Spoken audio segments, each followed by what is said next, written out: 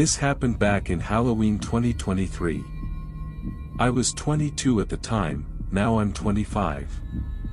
I remember that night clearly because I just finished a long community event at work, you know, one of those festivals where kids play games, parents join contests, and everyone's running around in costumes and sugar highs. It was fun, but by the end, I was exhausted. I got home around 6, ready to crash, when my little sister, Savannah, called me. She asked if I could take her and my nephew, Jackson, trick-or-treating since no one else wanted to go. Savannah was 15 then, and Jackson was 11. I didn't really feel like going out again, but being the cool big brother, I caved. I drove over to my parents' place, and of course, Savannah was still doing last-minute costume touches. She was dressed as Raven from Teen Titans, white face paint and all. Jackson had gone full Sub-Zero from Mortal Kombat. Once they were ready, we hit a busy neighborhood to make sure they'd load up on candy. The evening started great, lots of families, friendly neighbors, and plenty of candy. One older guy even grilled hot dogs instead of handing out sweets. Said he'd rather give the kids real food. Kind of wholesome, honestly. By the time we started heading back, it was quieter, fewer kids, darker streets. That's when I noticed something off. Across the road, in a yard with no porch lights, someone was standing completely still, all black clothes, hooded cloak, and a mask. I couldn't even tell if it was a man or woman. They weren't moving, just watching. I told Savannah and Jackson softly, "Stay close to me. Don't stare, but look over there." Jackson laughed, thought it was a prank. Savannah didn't. She knew I was serious, especially since she knew I carried a Glock in my backpack for safety. As we kept walking, the figure stayed there, not moving. I brushed it off and tried not to overthink, until I heard heavy footsteps behind us. I turned around, and there they were. Same person, same cloak, but this time I could see more detail, tactical boots, vest, black spandex mask covering the whole face. That's when it hit me, this wasn't just some random costume. I told the kids quietly, "Keep walking. Don't look back. Someone's following us." Savannah grabbed Jackson's hand. I stayed alert, checking over my shoulder every few seconds.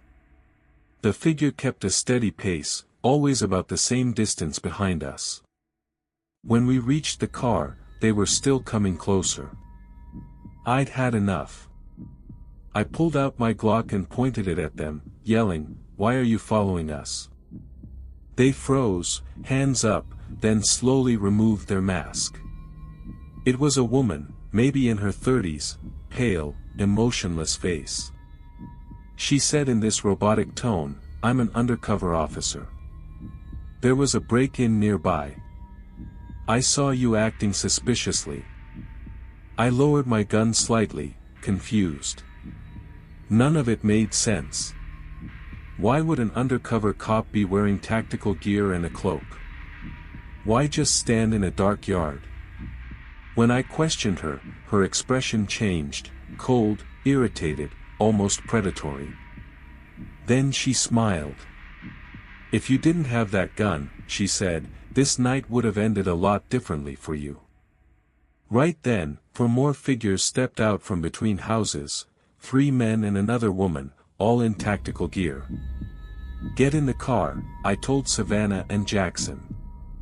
I backed into the driver's seat, eyes still on them, and sped off. As I pulled away, she just stood there smiling, while the others stared blankly, emotionless, like mannequins.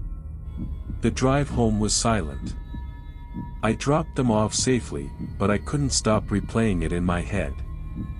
A few days later, I got a text from an unknown number, just a photo. It was of my car, taken in my apartment parking lot. The police couldn't do much, said there was no direct threat. Typical. I even went back to the house where I first saw her. The guy living there said there was no break-in, no weird activity. So who were they? Why follow us out of all the families there? To this day, I don't know. But I installed cameras, started therapy, and keep my gun even closer now. If there's one thing I learned that night, always be aware of your surroundings. You never know who's watching, or waiting.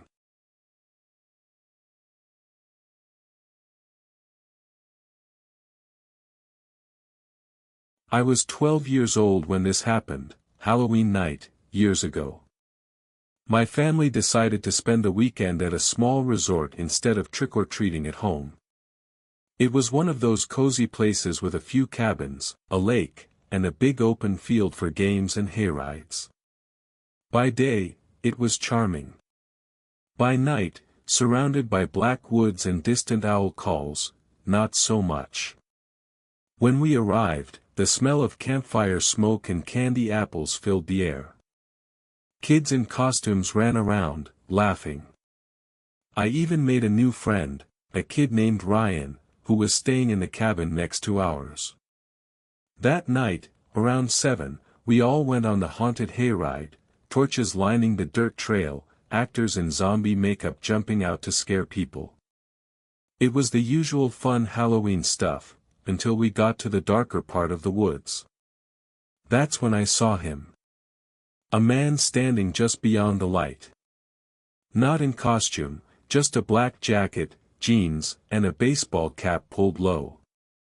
He wasn't moving. Just watching. I stared for a few seconds.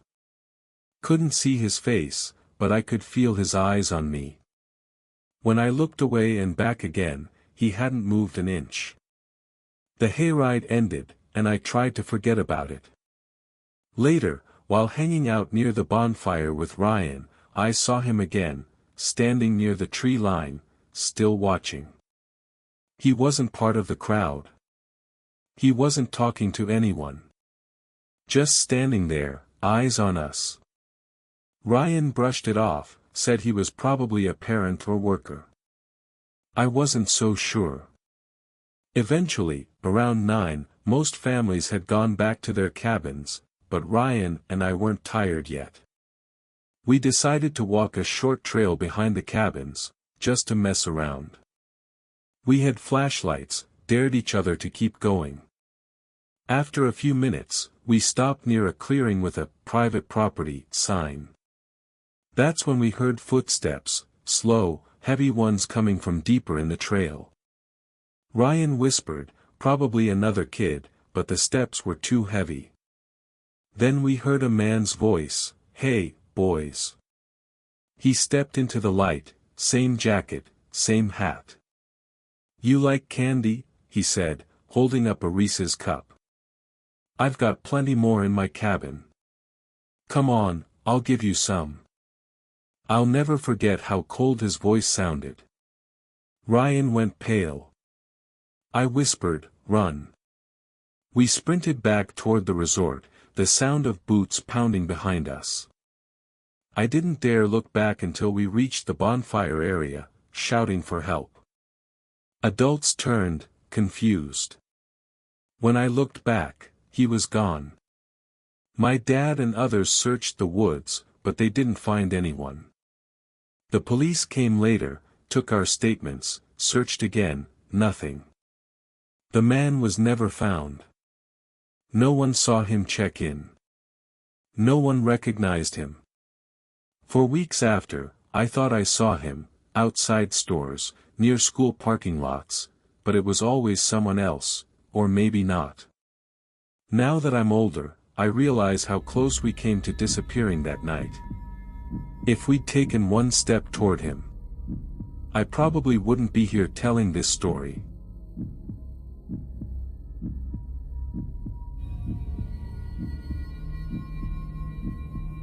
My name's Roger, and this happened 3 years ago on Halloween night.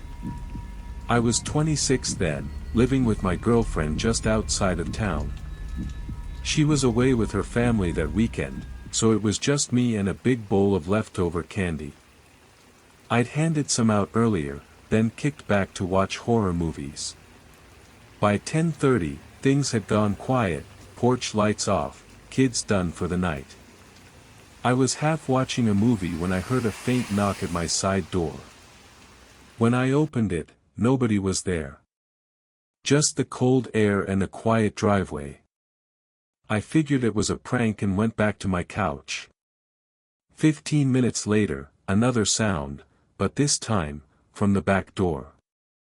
That one rarely gets used, so I froze. Then I heard it again, the doorknob turning slowly.